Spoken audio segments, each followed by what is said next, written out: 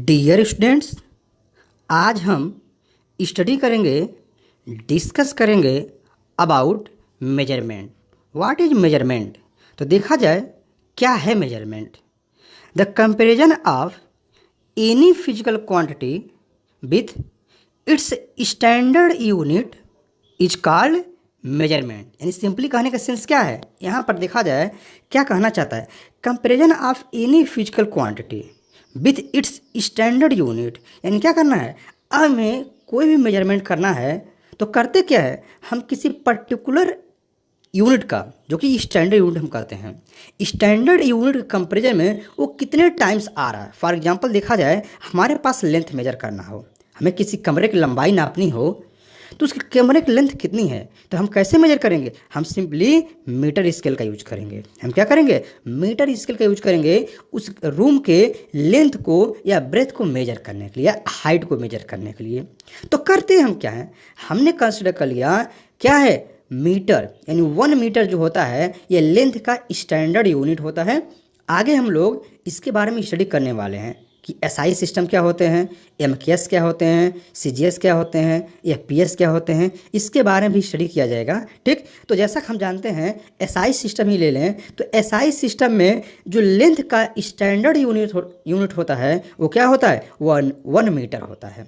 तो standard unit जो है 1 मीटर है, तो क्या है, हम उस लेंथ को, जैसे हमने कहा रूम की लेंथ है या हाइट है, हाइट ही मान लेते हैं, तो हाइट कितने टाइम्स मेजर किया जाए, हम कंसीडर कर लें कि इस रूम की हाइट क्या हो, वह हो 10 फीट, और हम क्या कर रहे हैं, मीटर स्केल का यूज कर रहे हैं। तो मीटर स्केल का यूज कर रहे हैं तो हमें क्या करना होगा, हमें मोर देन 1 टाइम्स, यानी अप्रॉक्सीमेटली 3 एंड समथिंग और आएगा स्केल से। ठीक, जैसा हम जानते हैं कि हमारे पास क्या होता है, यहाँ पर फुट और मीटर में अलग अलग वेरिएशन, यानी दोनों की लेंथ का जो यूनिट है अलग अलग है।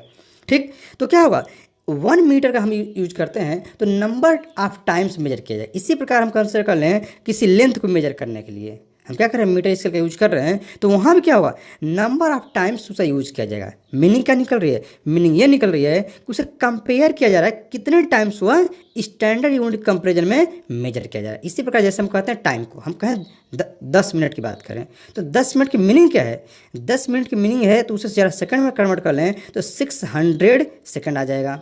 ठीक, तो 600 सेकंड का मतलब ये हुआ, सेकंड जो है उसकी स्टैंडर्ड यूनिट है, तो स्टैंडर्ड यूनिट में 600 टाइम्स मेजर किया गया। ठीक, दिस इज द मेजरमेंट। तो देखा जाए कि नीड क्या है, आवश्यकता क्या है मेजरमेंट का। Physics describe the phenomenon of nature, यानी क्या है, फिजिक्स जो है ये क्या करता है, नेचर का फिनोमेना है, यहाँ फुल स्टॉप होगा। फिजिक्स नेचर का यानी क्या, स्टडी है। सिंपली हम इसके पहले जब फिजिक्स का डिफिनीशन स्टडी किए थे, जिसका लिंक इस डिस्क्रिप्शन बॉक्स में दिया गया है, ठीक, और आई बटन से भी देखा जा सकता है। तो यह क्या है, यहाँ पर फिजिक्स हम स्टडी किए थे क्या, कि simply physics is the study of nature and natural phenomena, study of nature and natural phenomena. तो है क्या, सिंपली फिजिक्स के नेचर या नेचुरल फिनोमेना जो स्टडी करना है, डिस्क्राइब करना है, उसके लिए हमें मेजरमेंट तो चाहिए ही चाहिए। बिना मेजरमेंट का हम कैसे डिस्क्राइब करेंगे, उसे कैसे एक्सप्लेन करेंगे। तो यहाँ पर मेन पर्पज़ क्या है, जो फिजिक्स का स्टडी है इसको डिस्क्राइब करने के लिए किसी पर्टिकुलर फिनोमेना को हमें क्या करना होगा, मेजरमेंट करना ही करना होगा। ठीक, जैसे एग्जांपल ले लें हम, जैसे क्या है, the description is based on measurement of physical quantity involve. जो भी क्वांटिटी, जैसे हमने लेंथ की बात किया तो मीटर स्केल का यूज कर लेंगे, टाइम क्या है तो हम सेकंड का यूज कर लेते हैं, ठीक, क्लॉक का यूज कर लेते हैं, इसी पर मास का है तो किलोग्राम का यूज कर लेते हैं, ठीक, करंट है तो हम एम्पियर का यूज कर लेते हैं। तो कौन सी फिजिकल क्वांटिटी है, उन फिजिकल क्वांटिटी को अलग अलग यूनिट में हमें मेजर करना है, क्योंकि अलग अलग क्वांटिटी हैं, इसके बारे में हम आगे डिस्कस करने वाले हैं। ठीक, तो ये हमारे पास क्या है, इसलिए इसकी आवश्यकता है, नीड है।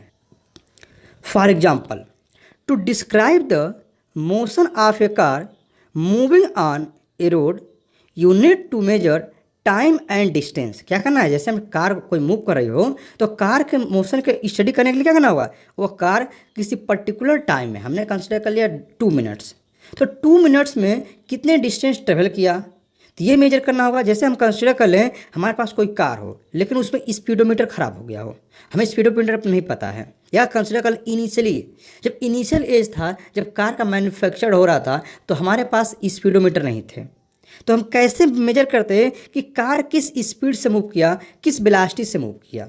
तो करते क्या थे, हम क्या करते थे, पर्टिकुलर डिस्टेंस को मेजर कर लेते थे और कार को उस पर्टिकुलर डिस्टेंस पे मूव कराते थे। कंसिडर कर लें, फॉर एग्जांपल हम कंसिडर कर लें कि कोई कार है जो कि किसी रोड पर मूव कर रही है, कार है किसी रोड पे मूव कर रही है, तो उसकी वेलोसिटी कैसे निकालेंगे। तो वेलोसिटी निकालने के लिए हम क्या करते हैं, सिंपली एक पर्टिकुलर डिस्टेंस मेजर कर लेते हैं, पर्टिकुलर डिस्टेंस मेजर कर लें और पर्टिकुलर डिस्टेंस मेजर करने बाद से उस कार को हम मान लेते हैं कोई व्हीकल है उस पर्टिकुलर डिस्टेंस पे मूव कराते हैं।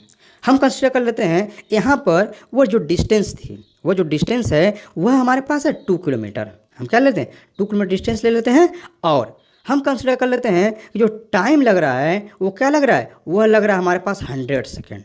तो हमने क्या देखा, वेलोसिटी की जो ये स्पीड का फार्मूला हमारे पास सिंपली मिल जाएगा, क्या ये मिल जाएगा हमारे पास डिस्प्लेसमेंट अपॉन टाइम या डिस्टेंस अपॉन टाइम जो मिलेगा, जो हम स्पीड या वेलोसिटी निकालना चाहेंगे। तो हमने कंसिडर कर लिया, क्या किया, वो 2 किलोमीटर मीन्स 2000 मीटर ट्रेवल किया, 2 किलोमीटर या, और हमने क्या कहा 100 सेकेंड में, तो 100 सेकेंड उसने टाइम लिया, तो ये हमारे पास कैंसिल आउट हो गए।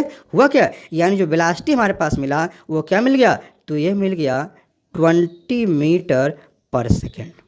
तो क्या हुआ, इसको मेजर करने के लिए हमने क्या किया, हमें टाइम को मेजर करना था जिसके लिए क्लॉक की आवश्यकता थी, और डिस्टेंस को मेजर करने के लिए भी हमें क्या चाहिए था, वहाँ पर डिस्टेंस को मेजर करने के लिए मीटर स्केल की आवश्यकता थी, हमने उसका यूज किया। यानी सिंपली हमने क्या देखा, मोशन को डिस्क्राइब करने के लिए हमने क्या किया, मेजर की आवश्यकता थी, मेजरमेंट का नीड था for measuring time and distance. To explain the heating phenomena, ध्यान रहे ऑफ द बॉडी होगा, यहाँ पर आफ्टर नहीं रहेगा, ऑफ द बॉडी हो जाएगा, यहाँ पर ऑफ द बॉडी है, of the body you need to measure temperature. तो क्या होता है, हमें हीटिंग फिनोमेना को मेजर करने के लिए क्या करता है, टेम्परेचर को मेजर करना होता है। तो टेम्परेचर मेजर कैसे करेंगे, तो टेम्परेचर को हम थर्मामीटर का यूज करके मेजर करते हैं। तो यहाँ देखा जाए ये क्या है, एक थर्मामीटर है, एक डिजिटल थर्मामीटर है, ठीक। जो सिंपल पहले थर्मामीटर आते हैं उनके हम क्या करते हैं, वो भी हमारे पास थर्मामीटर है, उनका भी यूज कर सकते हैं, हमारे पास डिजिटल थर्मामीटर है। तो क्या है, टेम्परेचर को मेजर करना हो, हमको किसी बॉडी का टेम्परेचर मेजर करना हो, तो मेजर करने के लिए हमें कोई डिवाइस चाहिए, और जो डिवाइस चाहिए वो हम थर्मामीटर का यूज कर लिए, और इसके अलावा कोई स्टैंडर्ड यूनिट भी तो चाहिए। तो हमने क्या किया, यहाँ पर स्टैंडर्ड यूनिट भी मिला हमें, क्या, जैसे हमारे पास डिग्री सेंटीग्रेड है, फ़ारेनहाइट है, केल्विन है, ठीक। ये सब क्या है, ये सब के सब हमारे यूनिट हैं to measuring temperature of a body. किसी बॉडी का जो टेम्परेचर मेजर करना है उसके लिए क्या करना है, हमें इनका यूज करना होता है। यानी अगर इनका हम यूज न करें तो टेम्परेचर क्या मेजर किया जा सकता है, क्या इस फिनोमेना को हम स्टडी कर सकते हैं, नहीं। यानी इस फिजिक्स के इस फिनोमेना को डिस्क्राइब करने के लिए हमें क्या करना है, नीड ऑफ मेजरमेंट, क्या होगी, इन मेजरमेंट की आवश्यकता होगी। Next, to describe electrical behaviour of a substance you need to measure electric current and voltage. जैसा कि हम जानते हैं इलेक्ट्रिक करंट या वोल्टेज को मेजर करने के लिए हमें किसी न किसी डिवाइस की आवश्यकता पड़ेगी। यानी हमें करंट मेजर करने के लिए अमीटर की आवश्यकता है, और पोटेंशियल डिफरेंस या वोल्टेज मेजर करने के लिए वोल्ट मीटर की आवश्यकता होती है। तो यहाँ पर क्या दिखा है, this is a meter which are use to measure current, electric current in the circuit, and this is a voltmeter which are use to measure potential difference और वोल्टेज। यानी हमारे पास क्या है, इन कंपोनेंट्स को, इलेक्ट्रिक करंट को या वोल्टेज को मेजर करने के लिए हमें क्या आवश्यकता है, हमें अमीटर या वोल्ट मीटर की आवश्यकता होती है। Describe phenomenon related to light, you need to measure wavelength of light। यानी क्या है, हमें क्या करना हो, अगर लाइट से रिलेटेड लाइट से रिलेटेड कुछ भी स्टडी करना हो तो क्या करना होगा, हमें वहाँ पर वेवलेंथ को मेजर करना होगा। वेवलेंथ से क्या कर इन अदर फैक्टर को हम कैलकुलेट कर सकते हैं, ठीक। और वेवलेंथ क्या होता है, कलर के लिए भी रिस्पॉन्सिबल होता है, कलर शो करता है, लेकिन कलर के लिए वेवलेंथ ओनली नहीं होता, क्या होता है, फ्रीक्वेंसी भी होती है, ठीक ना। कलर के लिए दोनों रिस्पॉन्सिबल होते हैं, ठीक। यानी क्या होगा, लाइट या लाइट से रिलेटेड कोई फिनोमेना स्टडी करना होगा तो हमें क्या होगा, वेवलेंथ को मेजर करना आवश्यक होगा। For optical phenomena formation of rainbow, जैसा कि हम जानते हैं कि हमारे पास क्या है, रेनबो का फॉर्मेशन एक नेचुरल फिनोमेना है, एक ऑप्टिकल फिनोमेना है, ठीक ना। यानी लाइट से रिलेटेड फिनोमेना है, ये नेचुरल भी है और ऑप्टिकल यानी लाइट से रिलेटेड फिनोमेना है।